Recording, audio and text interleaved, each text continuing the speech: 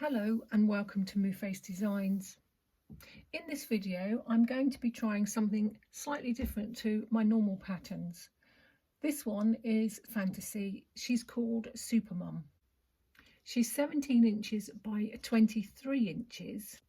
Now I've put a line along the bottom denoting 21 inches, and what I shall do is I shall be wrapping this round a 16 by 20 canvas. So the 17 inches gives me a little bit of folding over the sides of the canvas so that we haven't got a plain edge. The pattern is an intermediate pattern, so it should be fairly suitable for you if you are fairly new to it, or quite easy for you to do if it's something that you've been doing for a while. I'll get a few pieces of fabric cut out and placed on my parchment paper, and then we'll go through some together. So I've concentrated on all the dark blues around her breasts and down her arms, and I've cut probably all of those now. There might be the odd one or two that I've missed.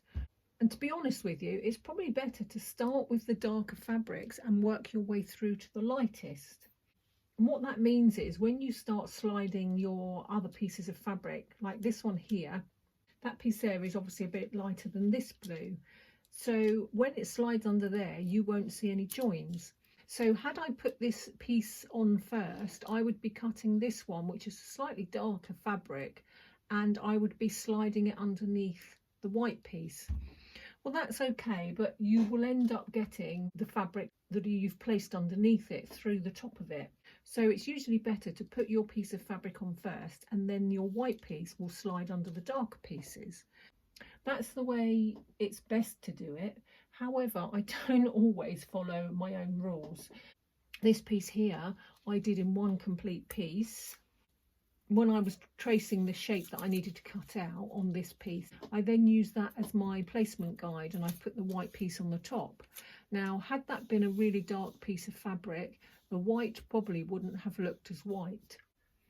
So in theory, I should have then moved on to the next colour of blue, which was the next darker one to this one, until I'd worked my way up. But I quite fancy the look of the highlighted colours here, so I put all those on instead.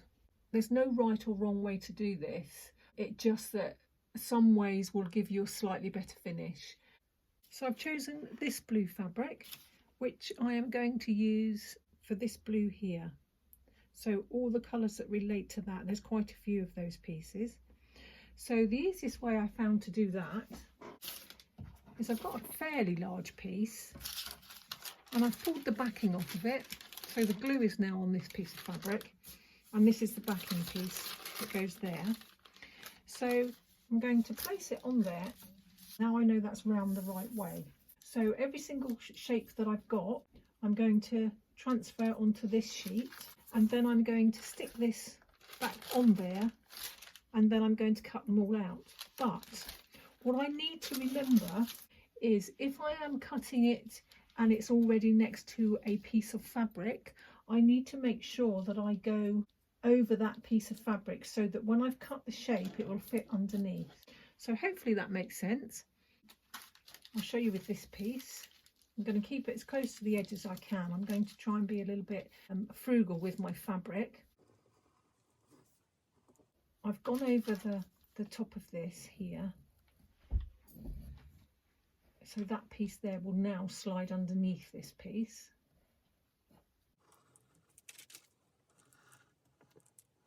I'm going to do that for the rest of my shape. I've traced around some more of the shapes, and then it occurred to me that I will have all these shapes and I won't know where they go.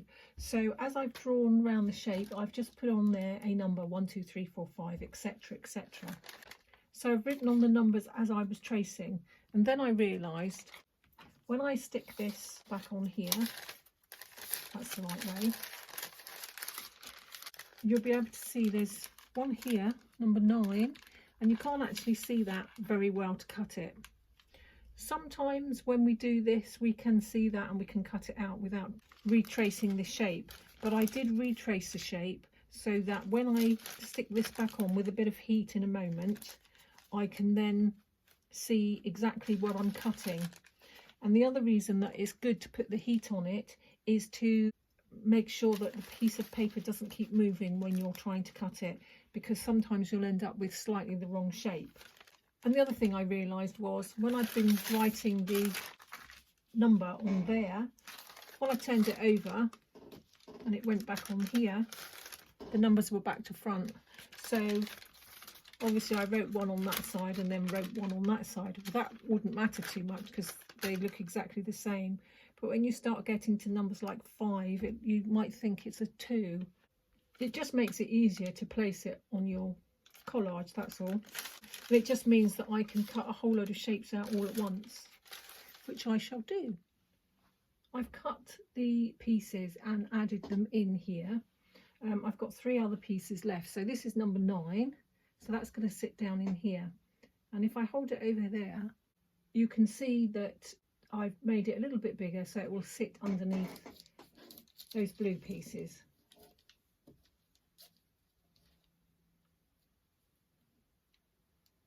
And the good thing about the parchment paper is once you've stuck your fabric on it, you can lift it up again and then re-stick it. And then eventually, once your collage is completed, you can peel the whole thing off in one piece and then place it on your background fabric. So I need to put some heat on that just to get those pieces to stick together now. So that's that piece. And then this piece here is number 6, that piece there. So again, I'm just going to lift that off, and this bit here. This piece is a little bit bigger. There we go. And then I can just put this bit of heat on it. So that piece is this piece down here. Let me lower that a bit.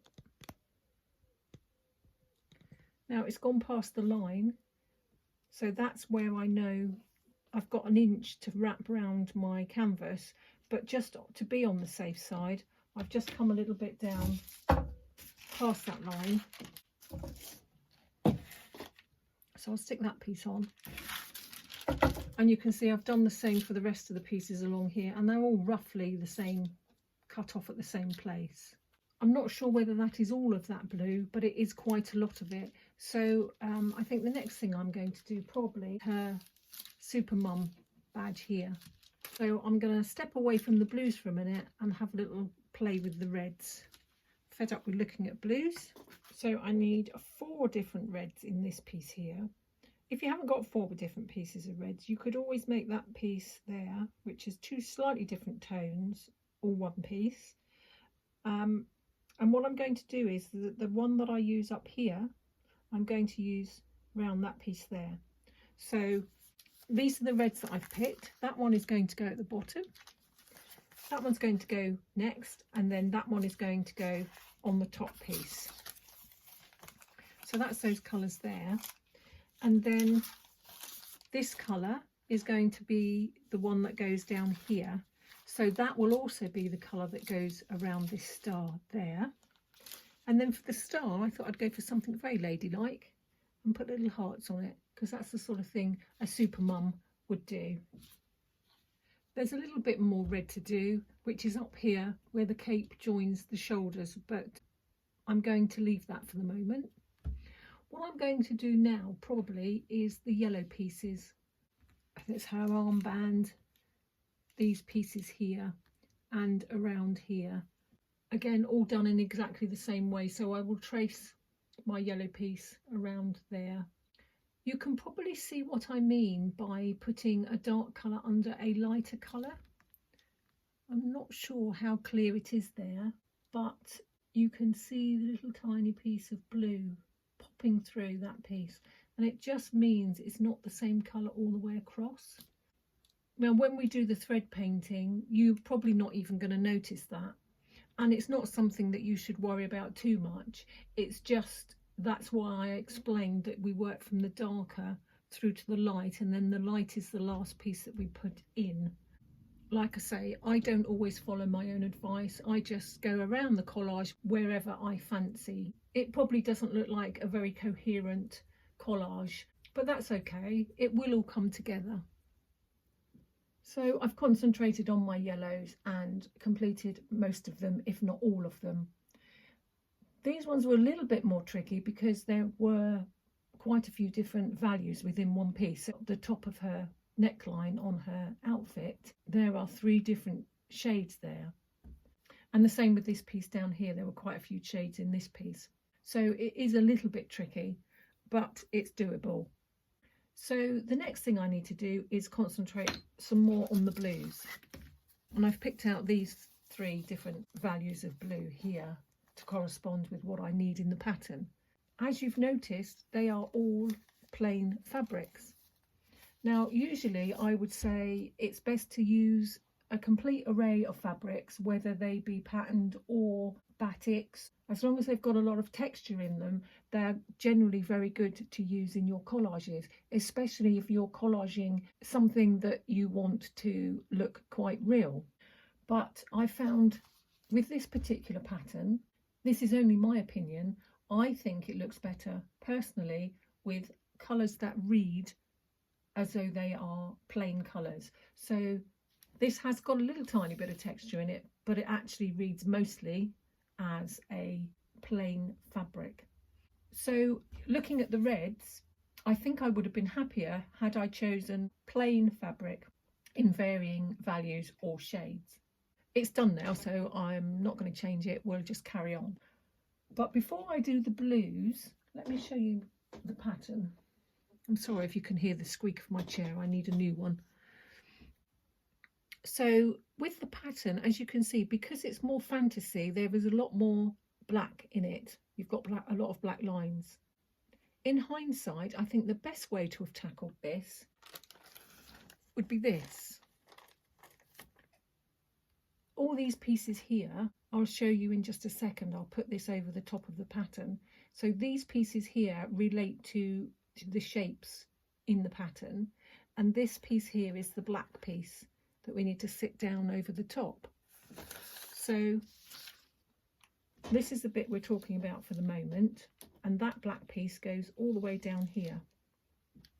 So if you put that over the top like that, so now I've drawn my black piece that goes down here, and I've just marked around a couple of the shapes. And then what I would do is I would stick this to the back of my black fabric and cut that strip out. And then I would use this as a placement guide over the top to stick my black piece of fabric down there. If I wanted to, I could make the black piece sit over the top of all of that. It would just mean that it was slightly wider, but who's going to know that? Of course, the other way you could do it is do something similar to this. Work out where your piece needs to go. With a pen that will disappear when you iron it, you could mark it on there. Make sure you're happy. If you're not, iron it off and do it again.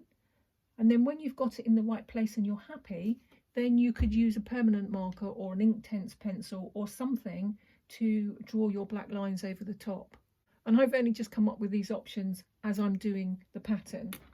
So each and every pattern works in a different way, and obviously you might tackle it in a slightly different way. No way is the wrong way. If you come out with a result that you like at the end of it, absolutely fabulous. You might actually find as well that you might want to put some sort of embellishment on the patterns. The patterns are there to help you with shape and perspective and the positioning of things. So whatever you decide, or however you decide you want to do them, absolutely fine. I mean, if you wanted to, there's no reason why you couldn't paint this on fabric. I took my own advice, and instead of placing this black piece underneath the fabric, I cut it just a little tiny bit wider, and then I've stuck it down over the top. And I have to say, I did find it difficult to draw a really straight line, but because you've got straight blades on your scissors, all was good, and I was able to smooth out my lines by just cutting the fabric. So now we're starting to see things build up properly. I did fill in some of the blue pieces just to make it easier on myself when I added the black pieces over the top. So I'm going to continue now and start putting in the last of the blue pieces, and then obviously we've got some whites that need to go in. Looking at it now and looking at the pattern, I think this blue should be a little bit more zingy, probably kind of this type of blue, or maybe this type of blue. So the jury is out at the moment. It might well be that I will redo these blue pieces. It's really quite difficult to tell at the moment until it's all finished, and then we'll see. But going on the intensity of these blue pieces that I've just added in, I think these bits need to be a bit stronger. The other alternative is I could put a wash on them with Inktense pencils or any other kind of permanent ink, but would leave that till we finished and we'll take another look. So I've practically finished the outfit now. I just need to do this last piece around here and here. You will notice that I did change all of these pieces up for the brighter one. Once I'd got quite a bit in there, it was quite obvious that it looked a bit insipid and a bit washed out. So yeah, I've changed them for those there, and I actually think that's a whole lot better now. I'm going to make sure that Supermum is finished before I start the buildings and such in the background. So as promised, I have finished off the whole of Supermum's outfit. So the next thing I'm going to be concentrating on is her hair. You can see she has a fair amount of blonde, but we have got a few strands of grey showing. That's probably due to the children, perhaps.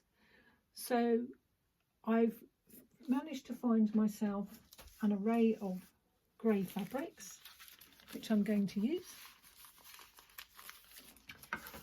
And also I've picked out some creams and a white. So the first strand of hair will be this big grey bit here.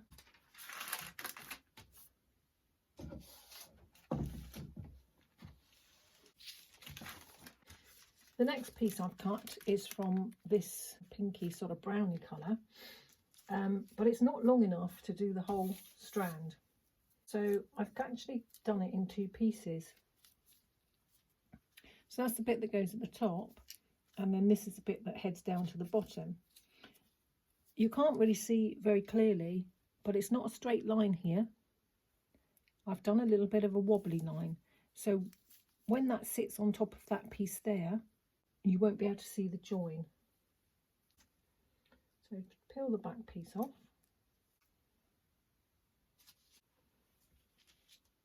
So we're going to put the bottom piece on first, lift a piece of this grey there and slide it underneath. And I'm just going to put a little bit of heat on that just to hold it. I've not joined it to the other piece of fabric yet. I've just put a little bit of heat here to hold it in place so I can see what's happening. So we'll take the backing off of this last piece here and pop that up there.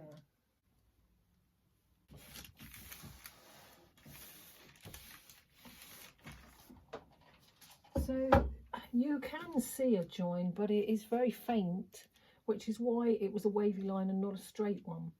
Now, if I didn't have enough fabric to do this one next to it as well, and I needed to do that in two pieces, which I might actually have to do, I'm not going to put the join up in the same place. I will put it somewhere else so that it's not so obvious. And once that's thread painted, you won't notice that at all. So I'm going to continue with the same process, doing a little bit more of the hair, and then we'll tackle the glasses and try and find a decent colour for the face fabric. So that's the hair done now. It did actually take a little bit longer than I thought it would. There are a few little pieces that have got little tiny pieces in, but that's fairly easy because if you do everything else first, you can just lift your collage up and slide those pieces in. So you don't actually need to cut a small piece. So that's fairly simple. So the next thing is to do the face. Now, you can see that there's quite a lot of browns in this face, but The first thing I'm going to do is choose the skin tone for the lightest part, and then we can go from there to choose what browns that we need to make up the shadows. Once that's done, it's a case of starting the background, and that should be fairly simple because we've got just lots of squares on top of each other. So first of all, I will find the fabric for the face and we'll get cracking. So I've dug around in my stash of fabrics, and first of all I came up with these three, which when you look at them together, they make quite a nice facial tone. So this would be the base tone. Trouble with that, when I brought it back over to my collage and I put it up here, the colours are all very similar, or at least the lightest one is, to a lot of the hair, and I think it probably wouldn't have worked. Took me ages to find those as well. So if you look at this, you can see that she's got sort of like a cooler blonde here, and that her skin is much warmer and much peacher. But obviously it depends on what you've got in your stash. So what I would suggest you do if you're going to do this is find the fabric for your faces first, and then you can alter your blonde in the hair. Well, it's mostly these pieces here, not the white or the grey, but you can amend that so that it is different to the facial colour. You'll probably have a lot more champagnes and sort of like creamy colours than you will have skin tone and peach tones, or at least that's the way it is in my fabric stash. So what I did then was found another three. So this one is going to be the base colour, and if I put it up against the other one, you can see that there's quite a difference there.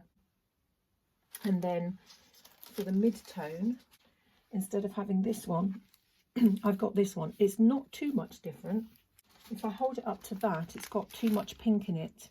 So when you're considering your three colours, if I put these three colours here like this, you can see that they have all got the same undertone of shade for those. So when I put this one with this one, it's got more of the pinks and the peachy colours within this brown, if that makes sense. And then the darker one, I can't actually find anything that in my stash that is going to work very well. So I've gone completely dark. It has still got the same undertones in it, so it will work. I'm not so sure whether it might be just a little bit too dark, but the only way I can find that out is to do a bit of collaging, and we will see. I've placed a few of the dark brown pieces here by the hair just to see. Now that looks okay with the hair. I think what the problem is going to be is what it will look like with the rest of the fabrics that go on the face. But we'll go with it for the moment. And I haven't attached these to these pieces of fabric next to it. What I did was I flipped those bits up and stuck them in place there so that I could take a look at it without having to worry about it getting stuck. If I don't like it, I can just pull it off and try something else. So with that in mind, I'm going to do the lighter part of the face, and then we'll see where we go from there.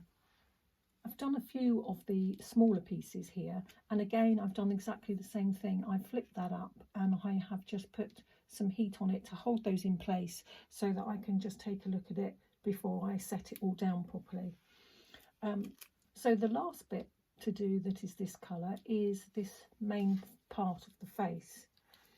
So I traced around the shape that I needed, and then I have also traced around the mouth and this little crease here by the nose. So what's going to happen now is I've cut the shape out and I'm going to put that on there, but obviously we can't see the mouth or that piece. So when I do finally cut them out, I'm going to use this as the shapes to cut out, and then that will be my placement guide as to where to put the mouth and the crease there. So it is going to look very odd for the moment, but I don't want to stick the mouth on it yet until I'm absolutely happy that this is the right colour. So we'll just put that in place for now, and I will set it with a bit of heat.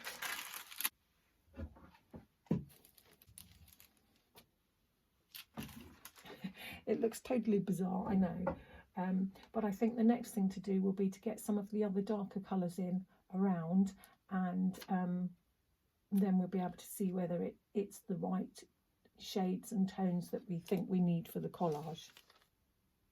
So I've completed the face now. I think those colours look okay. So initially I chose 3 colours: the base tone, the highlights, and then the darker tones. But since then I've looked at the pattern again, and if you look very closely, they're slightly different colours. So I was torn as to whether just to do this the same colour as that, and probably that would work as well. But what I did do is I chose a 4th colour for that and have put them in here like this. I'm not 100% convinced that the face is okay. It might be different again once I've got the little crease there and also the mouth in here, and my opinion might change again once I've got the black of the glasses on and the eyes put in.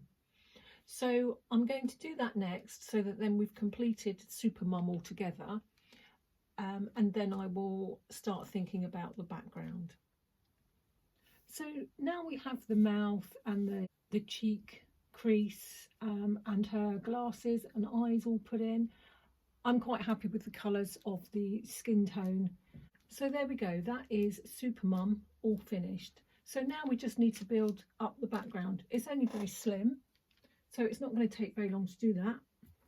The 4 colours I have chosen, we have this one here, which is 1, then 2, 3, 4.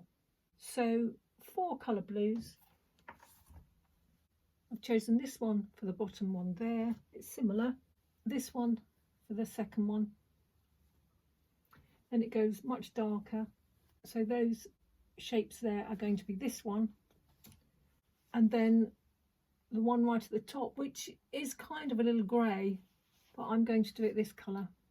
So I'm going to prepare those, and then I'm going to insert all of my blues on the sky first, as they are the biggest pieces, and then I'm going to start on the buildings. So I sorted out all the different blues. As you can see, there are no stars in the skies as yet, just this one here. It just so happened that I cut around that one as I was doing my shapes, but I think what I'm going to do is, I don't think I'm going to collage those. I think what I might do is use a white Inktense pencil or something like that and draw on my stars where I want them, and then I will thread paint them. I think it might be a little bit too fiddly to cut those out. So the last things to do now is just to do the buildings that are down the side. So we're nearly there now. There were no issues when I did the sky. It was just a case of cutting the fairly big pieces. So again, I don't see any problems with this. It will be cutting one piece of fabric for the background and then marking and cutting the squares and just putting them on the top in the same manner that we've done everything else. So that's the last little bit. So there we are, blue sky done, buildings done.